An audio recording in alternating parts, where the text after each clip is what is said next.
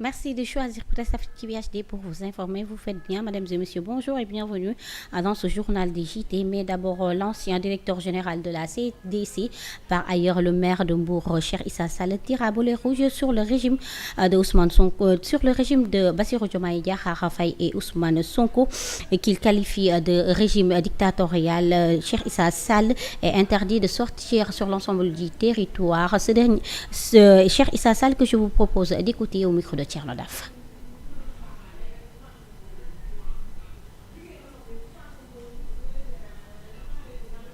Le fait de priver d'honnêtes citoyens de la liberté de circulation est une atteinte grave aux droits les plus élémentaires. Maintenant, quand ce droit est lié à l'exercice de convictions religieuses, la situation devient très préoccupante. Nous condamnons avec toute notre énergie les dérives autoritaires en cours, orchestrées par le nouveau régime. L'émission d'interdiction de quitter le territoire est un acte de nature judiciaire encadré par la législation sénégalaise et conféré à des autorités judiciaires bien définies. Malheureusement,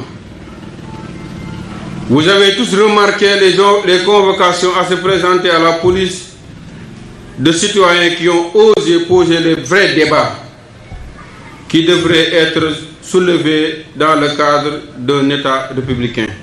Certains actes relèvent d'une ignorance flagrante des règles de base qui régissent le fonctionnement d'un État normal et mettent mal à l'aise les agents qui doivent exécuter ces ordres.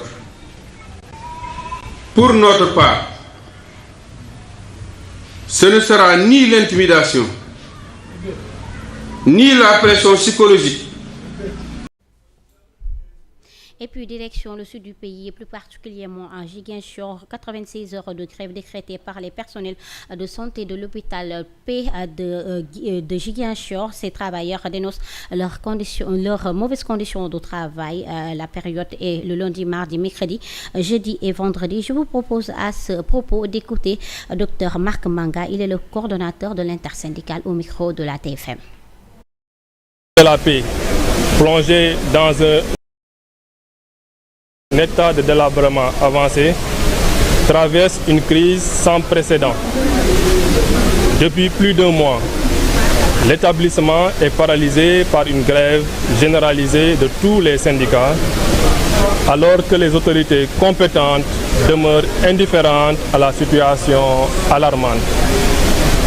L'hôpital subit régulièrement des inondations.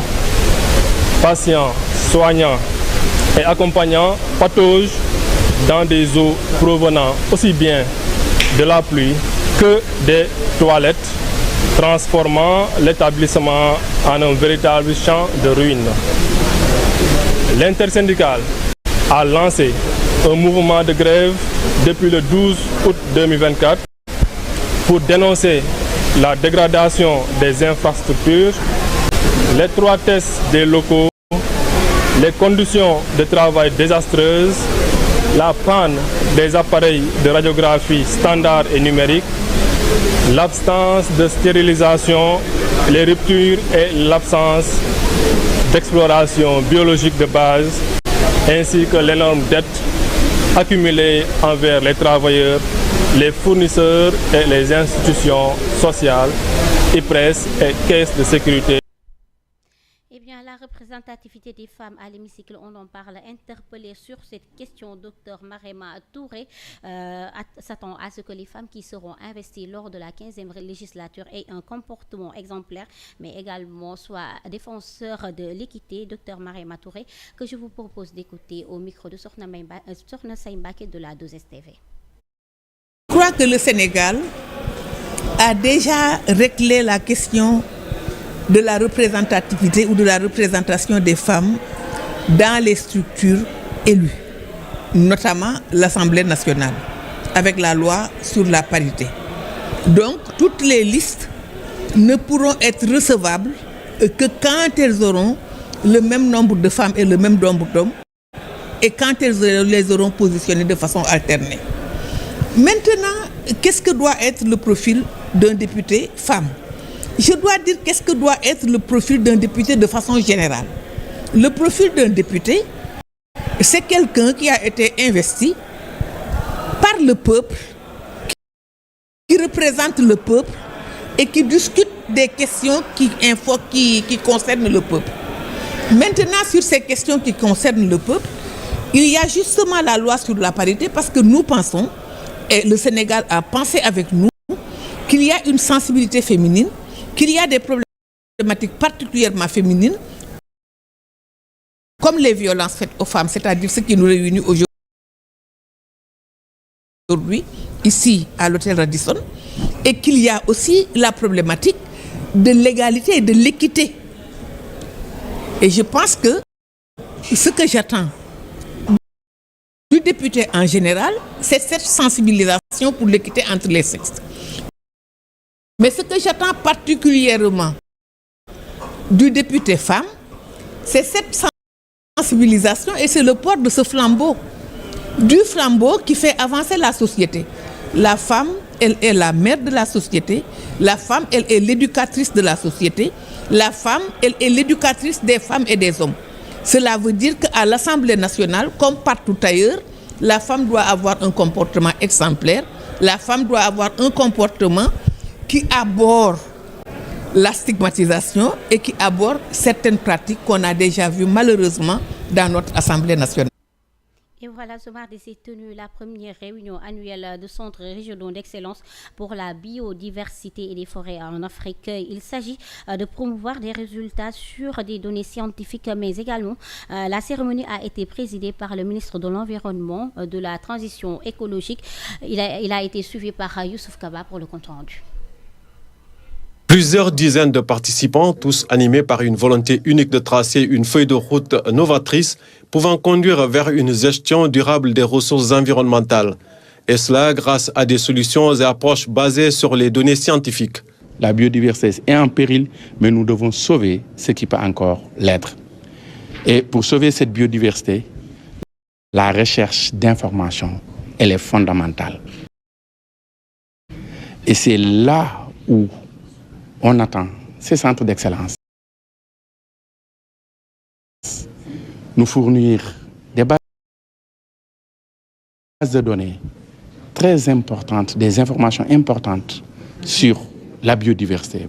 C'est une initiative des centres régionaux d'excellence appuyés par l'Union européenne. L'objectif est de veiller à ce que les forêts, les écosystèmes et la biodiversité du continent africain soient gérés durablement. Dans cette perspective, il continuerait à fournir des services essentiels au bien-être des populations. C'était très important que la communauté internationale reste mobilisée par rapport à ces grandes urgences. La biodiversité, ça a été rappelé dans les discours d'introduction de ces travaux. Elle joue un rôle important, même crucial, pour le cadre de vie des populations. Elle joue aussi un rôle dans la découverte de nouveaux médicaments. Donc il est très important pour toutes ces raisons de pouvoir la préserver.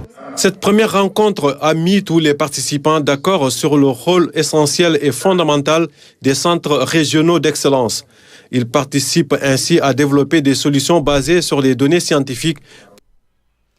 Et puis à la découverte de Moussa Hassen, un jeune entrepreneur qui a choisi de revenir au Sénégal après ses études à l'étranger. Le jeune Moussa Hassen a parié sur l'aquaculture, ce qui a fait d'ailleurs un succès. Aujourd'hui, il forme des jeunes concernant l'aquaculture. Fatoumata Bandelba nous plonge dans son univers pour le découvrir. Entrée de la ferme aquacole intégrée de Nguent, le visiteur est aussitôt saisi par l'ambiance. Beaucoup d'espèces y vivent, des rennes ou poulets arc-en-ciel, des cailles, des canards ou encore des lapins, à côté des paons et des autruches. Une ferme pas comme les autres, car l'attraction c'est plutôt les poissons.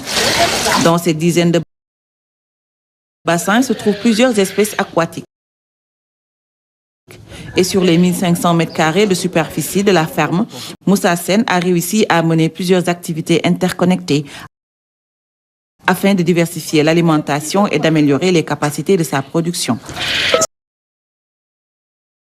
Cette interconnexion-là me permet vraiment de diminuer les intrants, les coûts liés à l'intrant, mais aussi de diminuer aussi les pesticides et les engrais chimiques que nous utilisons pour faire de l'agriculture. Moussa Sène est un jeune migrant de retour qui a fait son cursus académique au Sénégal avant de migrer en France pour sa spécialisation.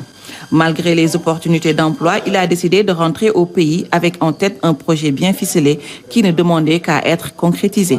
Vu que j'ai emmagasiné beaucoup d'expérience là-bas, je me suis dit pourquoi rester en France, pourquoi ne pas revenir au Sénégal et servir quand même le Sénégal à travers mon expérience que j'ai eue au niveau de l'aquaculture, mais aussi au niveau de l'agriculture et de l'élevage. Et l'une des plus grandes satisfactions de Moussa, c'est sans doute son écloserie qui produit près d'1 million d'alevins. À notre arrivée cet après-midi-là, nous trouvons de jeunes étudiants en train de faire une reproduction artificielle pour obtenir une fécondation. Après une incubation de 21 jours, les alevins seront remis à leur destinataire. Ces 1 million d'alevins-là, grossis à 500 grammes, on aura contribué à 500 000 kilos de poissons par an ici au Sénégal. On a aussi la crevetticulture qu'on développe ici. On a la transformation avec les boulettes de poisson. On fait aussi ce qu'on appelle l'aviculture. S'il se garde bien de nous dévoiler le montant exact de ses profits, Moussa Sène est néanmoins très fier de ce qu'il accomplit. Sa réussite lui permet de donner des conseils aux jeunes de sa génération qu'il est possible de réussir sans passer par l'émigration. À tous les jeunes qui veulent vraiment prendre les embarcations de fortune, de revenir ou de rester ici au Sénégal, il y a de la matière, il y a quelque chose à faire. Il suffit juste d'avoir le courage, il suffit juste d'avoir la détermination pour pouvoir réussir ici au Sénégal. À côté de sa ferme aquacole, Moussa a fondé un institut de recherche et de pêche. Une façon pour lui de vulgariser son savoir et de contribuer à la formation de techniciens supérieurs dans le domaine. L'avantage que les étudiants de l'IRFPA ont, c'est que tu peux choisir une filière et et à la sortie sortir avec plusieurs matières, donc plusieurs métiers. Tu fais de l'élevage, mais tu es capable de faire de l'agriculture parce qu'avec le terrain d'exploitation, les portes sont ouvertes à tous les étudiants. Ils peuvent vraiment s'entraîner. Et voilà, c'est tout pour ce journal des JT. L'information revient en version Wolof à 11h. Ce sera avec Molemou. Quant à moi, je vous donne rendez-vous dans votre blog d'information américaine. C'est à 12h.